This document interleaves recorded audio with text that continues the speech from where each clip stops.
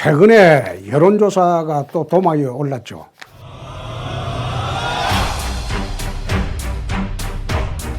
제가 당대표 하던 시절부터 지금까지 여론조사 문제를 집요하게 제기를 하고 있는 것이 한국의 여론조사입니다.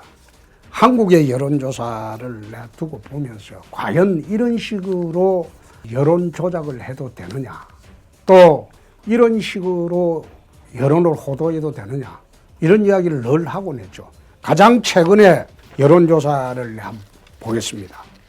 리얼미터 조사에 의하면 더불어민주당과 자유한국당이 1.6포인트 차이로 오차범위에 접어들어섰다, 이렇게 리얼미터에서는 하고 있고, 또 같은 여론조사를 한 시점에 한국갤럽 여론조사를 보면 더불어민주당 40%, 그 다음에 자유한국당 25%, 15% 차이라고 하고 있습니다. 이게 단순히 여론조사 기관의 여론조사 방식상의 문제라면 이해를 하겠는데, 나는 꼭 그런 방식 문제 때문에 이런 차이가 생겼다고 보지는 않습니다. 리얼미터 여론조사를 보면 매일 하죠. 매일 하는데 여기는 면접식으로 하는 것이 아니라 자동 응답 방식으로 하고 있죠. 리얼미터 그 여론조사나 갤럽 여론조사에 전부 답하려면 전화기를 들고 5분에서 6분 있어야 한다고 합니다.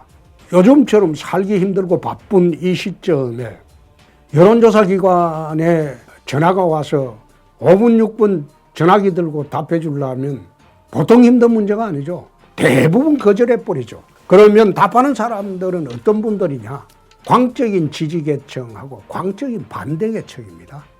말하자면 자기가 지지하는 정당하고 자기가 반대하는 정당이 광적으로 지지하고 반대하는 그 사람들의 의견이 반영된 것이 한국의 여론조사다. 난 그렇게 보고 있습니다.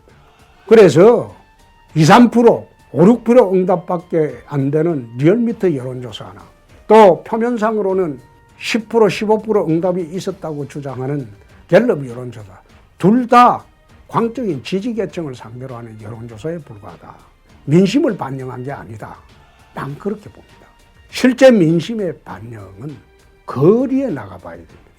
거리에 나가보고 시장통에 나가보고 또 FGI를 통해서 일정 부분에 그 부분에 전문성이 있는 분들과 이야기를 해봐야 됩니다.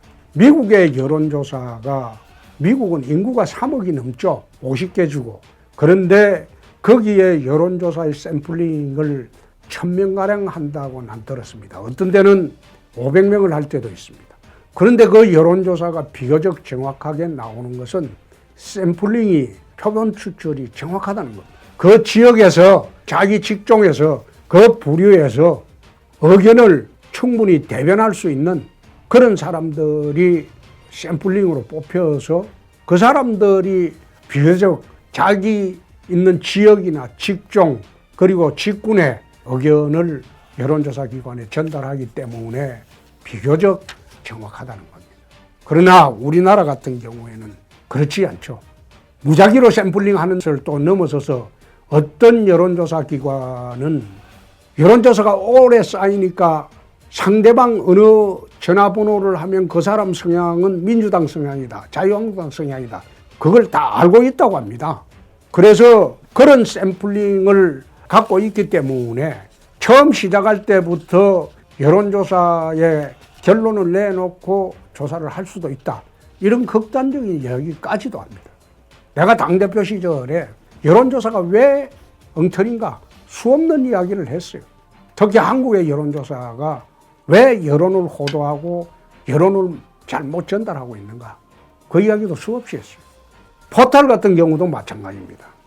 네이버 같은 경우에는 제가 당대표 할 때부터 줄곧 이런 식으로 자기들이 기사를 임의로 선정해서 자기들 마음대로 창을 만들어서 띄우는 것은 적절치가 않다. 말하자면 인링크 방식으로 한다는 거죠. 언론사에 모든 나와 있는 기사 중에서 자기 마음에 드는 기사만 화면에 올린다는 거예요. 그래서 아웃링크 방식으로 해라. 그 언론사의 링크로 가서 그 언론사에 만드는 뉴스판을 그대로 독자들한테 선택하게 보여줘야 한다. 그 주장을 쭉 해왔어요.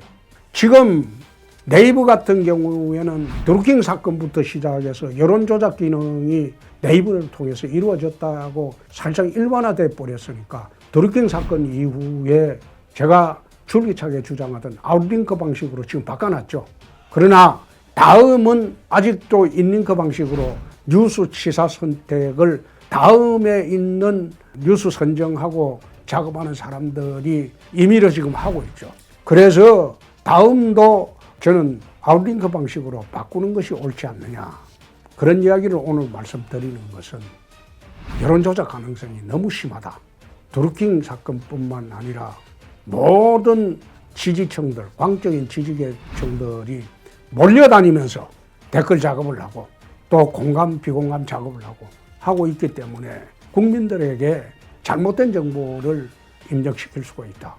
그래서 다음 같은 경우도 인링크 방식에서 아웃링크 방식으로 다시 바꿔줬으면 좋겠다. 이런 말씀을 오늘 드리고 한국의 여론조사 기관들의 신뢰도를 높이기 위해서는 국정여론조사 입찰 제도를 공정하게 시행을 제대로 해야 될 겁니다. 그렇지 않고 정부나 정부기관에서 임의로 선정을 하게 되면 국정여론조사 그 끈을 따내기 위해서 여론조작도 서슴지 않고 하고 있다. 그건 과거에도 그랬고 지금도 그럴 수도 있다.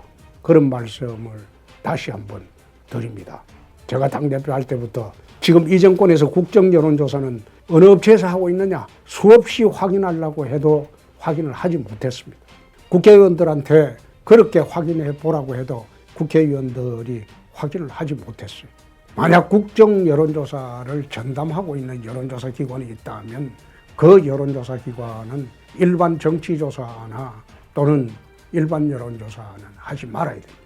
그래야지 정부 입에 맞는 그런 조작된 여론조사를 해주고 국정여론조사를 맡았다는 그런 비난이 없어질 수가 있습니다. 그래서 여론조사 기관의 여론조사의 문제점은 제가 당대표 시절부터 쭉 이야기해 왔듯이 국민들이 더 이상 현혹되지 말았으면 한다. 그리고 제대로 된 여론을 보려면 시장통에 나가보고 거리에 나가봐라. 그리고 FGI를 통해서 국민들의 민심이 어떻게 변하는가 다시 한번 봐라. 이런 말씀을 오늘 드립니다.